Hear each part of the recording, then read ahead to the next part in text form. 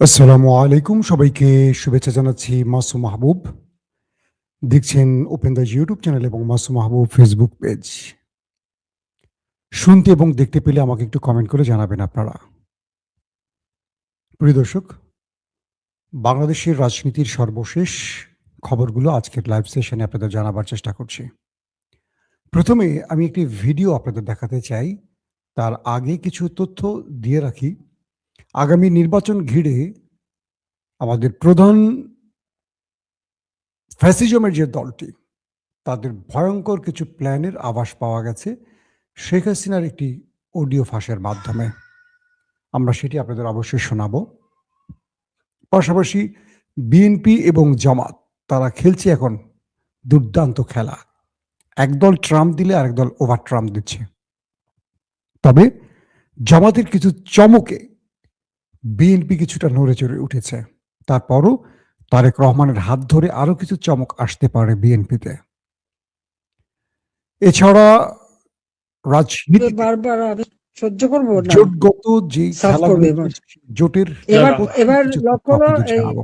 ময়লা সাফ করা, আগে আমরা বাংলাদেশের আপনাদের ময়লা সাফ হাসিনার করব। একটা বক্তব্য শুনিয়ে আনি। তারপর যত আপনারা বুঝবেন বাংলাদেশ নিয়ে কি ভয়ঙ্কর খেলা চলছে সেটি একটু জানাই। আমার নেতা কর্মীদের মারবে বারবার, আমি সহ্য করব না। সাফ করবে এবার। এবার এবার লক্ষ্য হলো এই ময়লা সাফ করা, বাংলাদেশের ময়লা সাফ করব। যত যেখানে যেখানে মার্চ হবে সমস্ত তালিকা নিচ্ছি, সব তালিকা আমি আলাদা আলাদা নিয়ে দিচ্ছি, ডাটাবেস করে দিচ্ছি, গুনে গুনে হিসাব করে করে নেব। আপনারা শেখ হাসিনার কথাটা শুনলেন। আমি আপনাদেরকে আরেকবার শোনাবো। তিনি ময়লা পরিষ্কার বলতে কি ইঙ্গিত করছেন আপনারা একটু বোঝার চেষ্টা করেন। আবার শোনেন, সাবেক প্রধানমন্ত্রী শেখ হাসিনা ভারতে বসে কি বলছেন, আবার একটু শোনার চেষ্টা করেন। আমার নেতা কর্মীদের মারবে বারবার, আমি সহ্য করব না। সাফ করবে এবার। এবার এবার লক্ষ্য হলো এই ময়লা সাফ করা, বাংলাদেশের ময়লা সাফ করব। যত যেখানে যেখানে মার্চ হবে সমস্ত তালিকা নিচ্ছি, সব তালিকা আমি আলাদা আলাদা নিয়ে দিচ্ছি, ডাটাবেস করে দিচ্ছি, গুনে গুনে হিসাব করে করে নেব। প্রিয় দর্শক, শুনলেন আপনারা। বাংলাদেশে বিগত প্রায় 15.5 বছর ক্ষমতা ছিল শেখ হাসিনা। বিরোধী চেয়ারে ছিল বিএনপি, জামাত সহ বাংলাদেশের 20টি রাজনৈতিক দল। কখনো বেগম খালেদা জিয়া কিংবা মতিউর রহমান নিজামী অথবা মকবুল আহমেদ অথবা ডক্টর শফিকুর রহমানের মুখ থেকে এইরকম বক্তব্য শুনেছেন, যেই দেশে পরপর 3টি নির্বাচন অবৈধ পন্থায় আওয়ামী লীগ করেছিল এবং অজস্র মানুষকে গুম খুন ক্রস ফায়ারে মেরেছিল, হাজার হাজার মানুষকে। তারপরও বাংলাদেশের বিএনপি জোট, অর্থাৎ বিএনপি জামাতের যে রাজনৈতিক জোট বা 20 দলীয় জোট, তারা কখনো আইন হাতে তুলে যেমন নেয়নি, তেমনি দেশ এবং দেশের সম্পদের কোনো ধ্বংসের ডাক দেয়নি। শেখ হাসিনা ক্ষমতা হারিয়ে তিনি কি ইঙ্গিত করছেন, এই কিছুক্ষণ আগে যে বক্তব্যটি শোনালাম আপনারা হয়তো বুঝতে পেরেছেন। তিনি বলছেন তার নেতা কর্মীদের মারছে। আচ্ছা, আপনারা যারা দেশের মানুষ আছেন, যারা গণমাধ্যমে চোখ রাখেন, একটু ভালো করে খেয়াল করেন তো, আওয়ামী লীগ যে নিষ্পেষণ বা জুলুম চালিয়েছিল গত 15-16 বছর, সেভাবে কি আওয়ামী লীগের উপর বিএনপি বা জামাত বা অন্য কোনো দল সেরকম দমন পীড়ন চালাচ্ছে? সাম্প্রতিক কয়েক মাসে একটু লক্ষ্য রাখেন তো। বরং আওয়ামী লীগ যথেষ্ট সুবিধাজনক অবস্থানে আছে। আওয়ামী লীগের নেতারা দেশ ছেড়ে পালিয়ে গেছেন কারণ তারা অপরাধ করেছেন, তারা দুর্নীতি করেছেন, তাদের নিজেদের ভয়ে তারা পালিয়ে গেছে। কিন্তু যারা দেশে আছেন, কজনকে গ্রেফতারের খবর পাচ্ছেন বলেন তো? কজনের বাড়ি ঘরে বিএনপি জামাত হামলা করছে বলেন তো?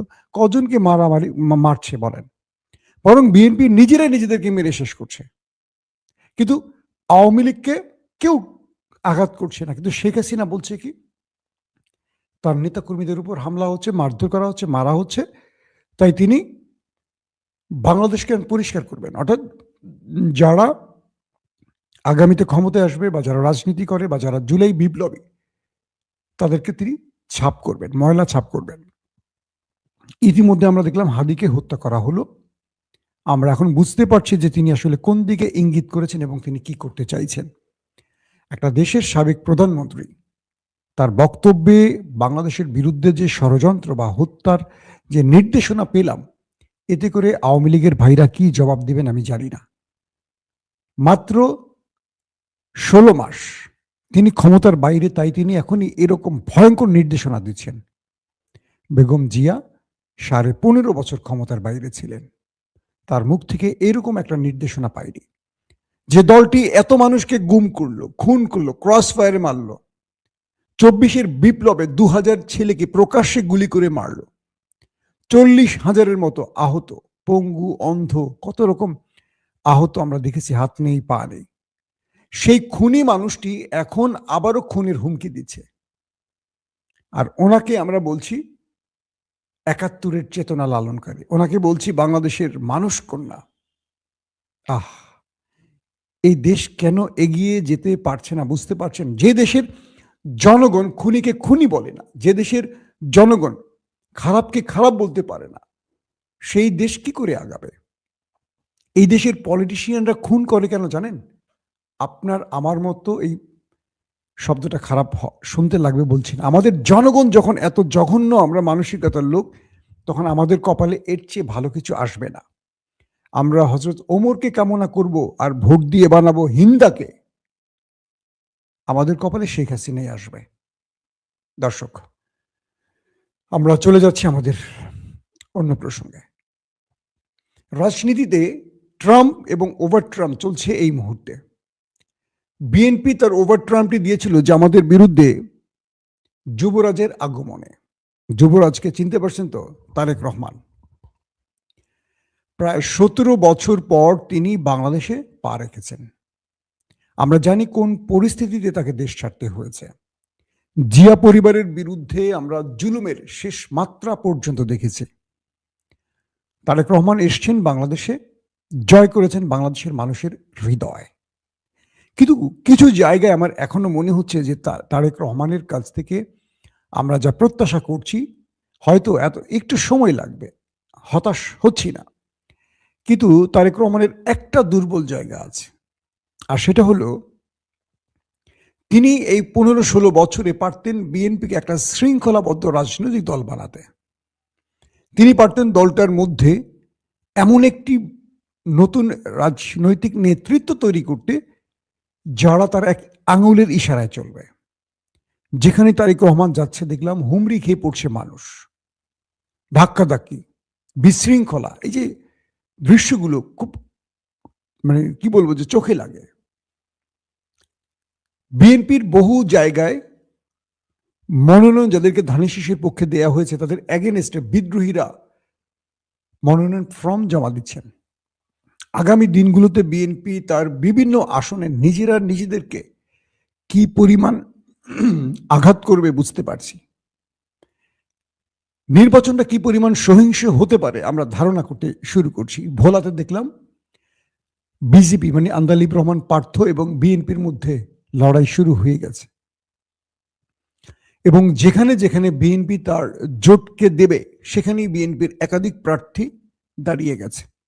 কিন্তু আজকে দেখেন জামাত ইসলাম যখন প্রায় ১০০-র অধিক আসন ছাড় দিতে প্রস্তুত, ৮ দলীয় জোট মানে ৮টি ইসলামী দল পাশাপাশি এলডিপি, এবি পার্টি এবং এনসিপি তারা যুক্ত হলো, প্রায় ১০০-র অধিক আসন জামাত ছাড় দিল।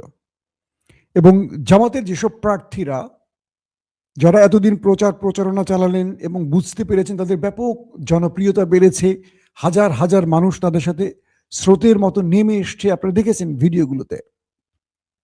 সেই নেতারা দলের নির্দেশনা পাওয়ার আগেই যখন দেখলেন এনসিপির কোনো প্রার্থী এখানে ঘোষণা করা হচ্ছে, তারা তাকে সমর্থন দিয়ে বিদায় নিচ্ছে।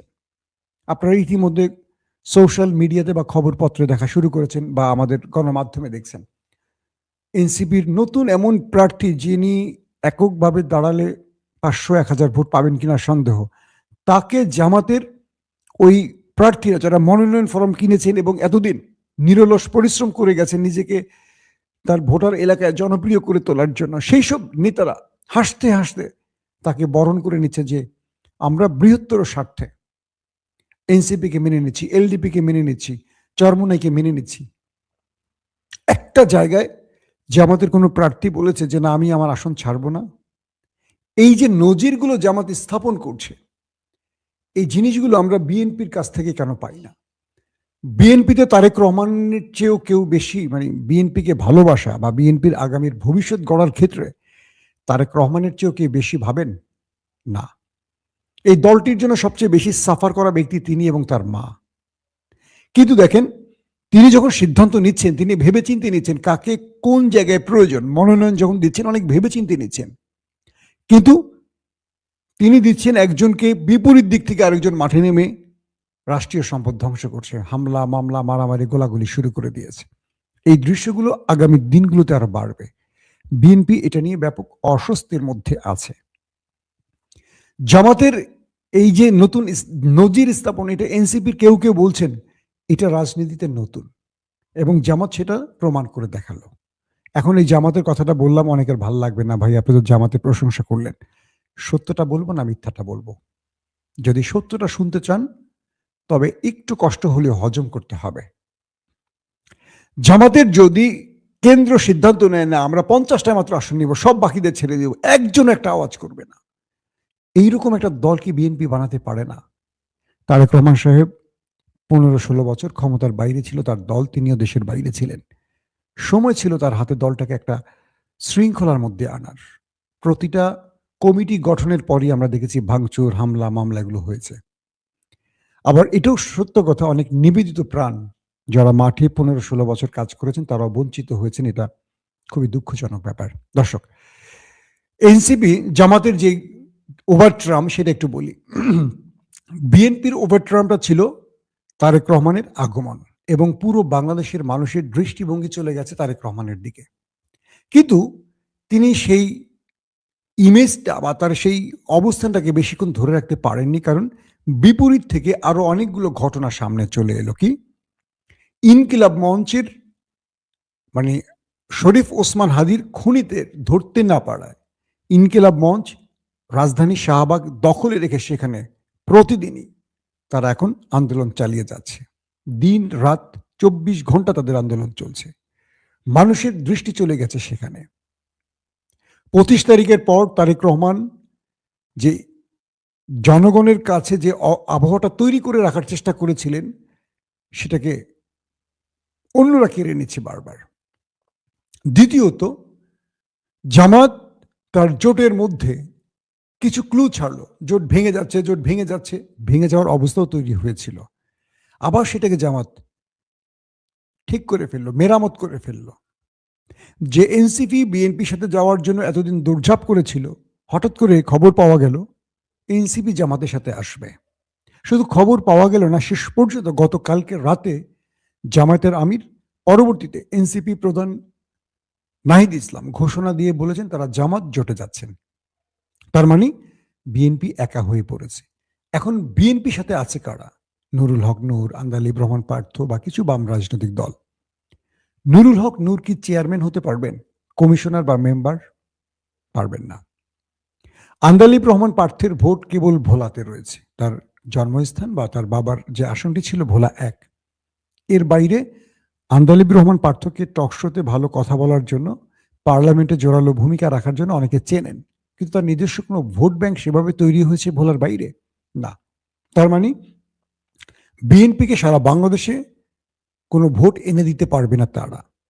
বাম রাজনৈতিক দলগুলো যারা বিএনপির সাথে থাকতে পারেন শোনা যাচ্ছে, তাদের নিজেদেরই ভোট নেই। তারা যদি 11 জন নেতা থাকেন, কর্মী আছে ধরেন 6 জন, কিন্তু বাংলাদেশে নির্বাচনের মাঠে ভোট টানতে পারবেন কারা?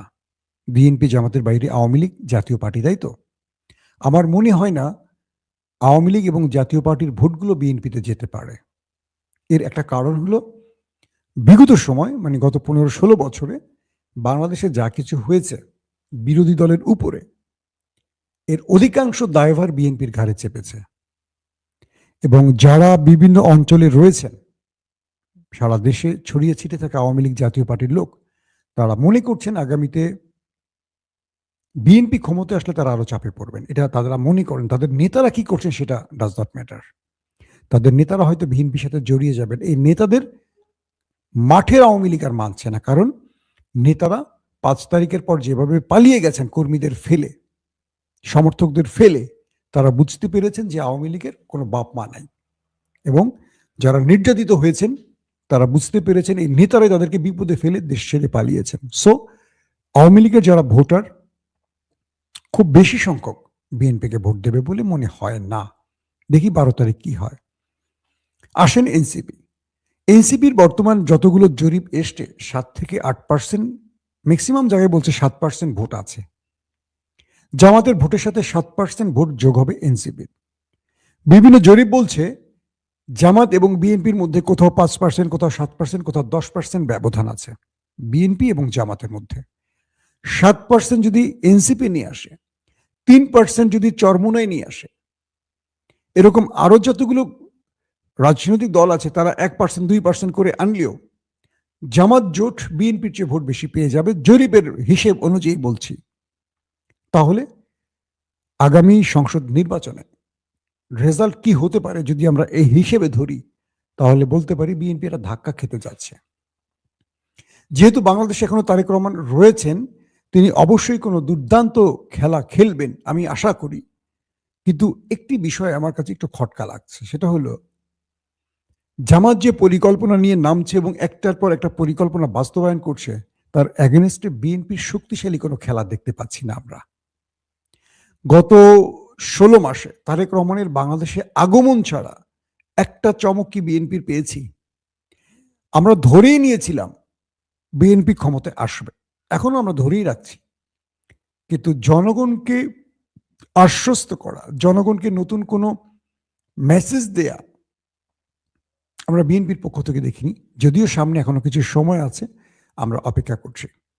ইতিমধ্যে আমরা যে বিষয়গুলো দেখছি, যারা বিপ্লবের পক্ষে কাজ করেছেন, গত 15-16 বছর ফ্যাসিজমের বিরুদ্ধে লড়াই করেছেন, বিএনপি তাদেরকেও শত্রু বানিয়ে ফেলছে। পিনাকি, ইলিয়াস, কনক, মাহমুদুর রহমান সহ অনেকে, যাদের বাংলাদেশে একটা জনপ্রিয়তা আছে, যারা প্রতিদিন সোশ্যাল মিডিয়ায় কথা বললে ভোটের হিসেব এলোমেলো হতে পারে, তাদেরকেও বিএনপি হাতছাড়া করে দিচ্ছেন এমন কিছু ব্যক্তির জন্য যাদের মোটেও জনপ্রিয়তা নেই, যারা নিজেরাও বাংলাদেশের ফেসবুকিং করে। আমরা দেখি তো কজন গালি দেয় আর কজন প্রশংসা করে, ওটা দিয়েও আমরা আন্দাজ করতে পারি।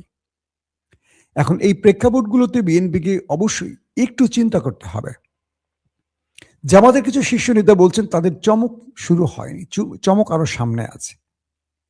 বিএনপি কয়েকজন গুরুত্বপূর্ণ ব্যক্তির সাথে কথা বলেছি, তারা বলছেন আমাদের লিডার, আমাদের নেতা তারেক রহমান এসছেন, তিনি অনেক বছর পর এসছেন, বাংলাদেশের আবহাওয়ার সাথে তাকে একটু অ্যাডজাস্ট করতে হবে, দলের নির্ধারিত কিছু কাজ আছে, এরপর তিনি পুরোপুরি নির্বাচনে মনোনিবেশ করবেন এবং সেখানে আরো অনেক চমক তারেক রহমান দেখাবেন।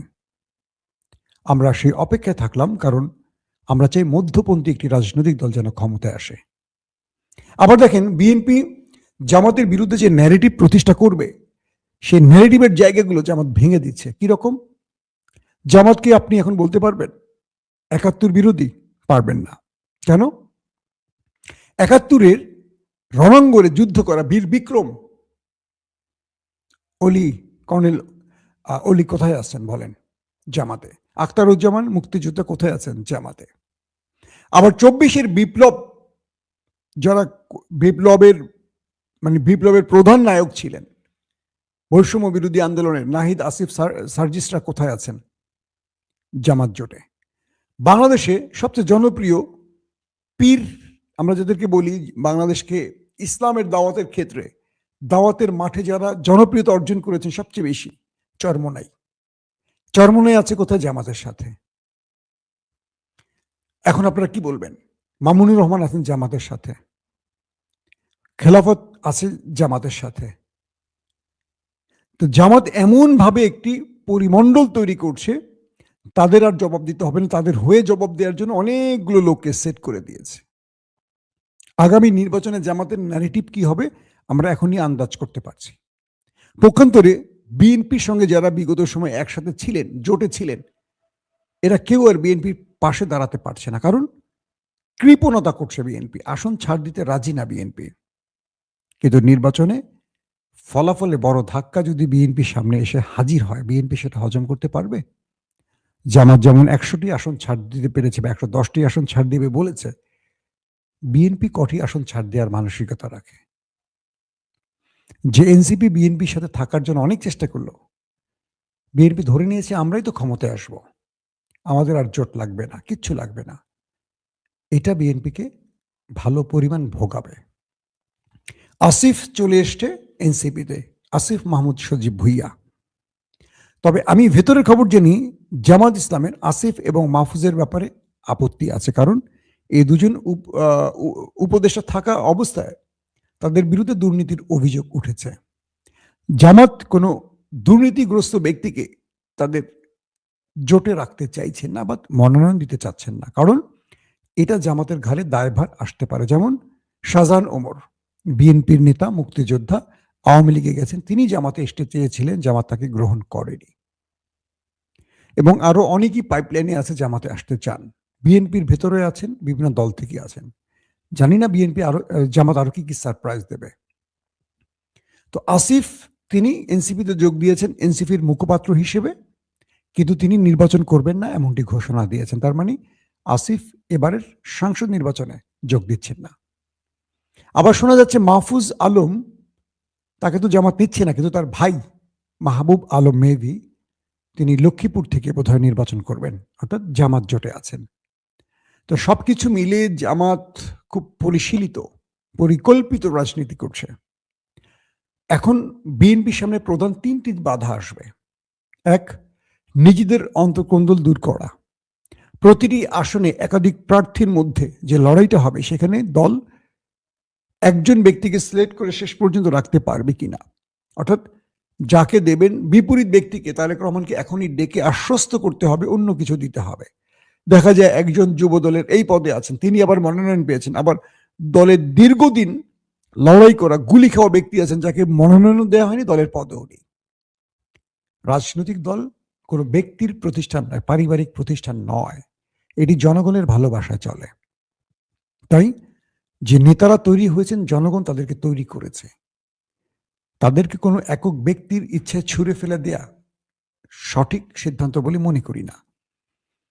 আগামী দিনে বিএনপির সামনে আরো চ্যালেঞ্জ আসবে। তবে তারেক রহমান বাংলাদেশে আছেন, আসার কথা হলো এটি, তিনি একটা বড় কি বলবো সারপ্রাইজ সামনে হাজির করবেন এমন ইঙ্গিত আমরা পাচ্ছি। তবে সেই সারপ্রাইজটার কি হতে পারে আন্দাজ করতে পারছি না।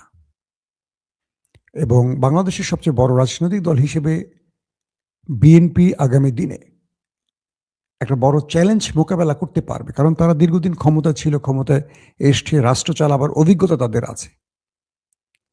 কিন্তু জামাতের সাথে বিএনপির লড়াইটা কঠিন হবে, কারণ জামাত যে সময় যেই জোটে গেছে সেই জোটই ক্ষমতায় এসছে। সেটা বিএনপি জোটে, আওয়ামী লীগ জোটে, জামাত ক্ষমতায় না বসলেও ক্ষমতা নিতে এবং ক্ষমতা থেকে কাউকে ছুঁড়ে ফেলে দিতে, মানে ক্ষমতাহীন করতে বড় ভূমিকা রাখে। এটা শেখ হাসিনার কথা। ২৪-এর বিপ্লবটা হয়েছিল জামাতের মূল প্ল্যানে। হাসিনার কথাটাই সত্য হলো, জামাত ক্ষমতায় বসতে পারে না, কিন্তু ক্ষমতায় বসাতে পারে, ক্ষমতা মানে কি বলে, ক্ষমতা থেকে দূরে সরিয়ে দিতে পারে, ক্ষমতাহীন করতে পারে। সো এবারের জামাত জোটটি এখন পর্যন্ত যে চমক দিচ্ছে, সেই চমকটার সামনে বিএনপিকে দ্রুত ঘুরে দাঁড়াতে হবে।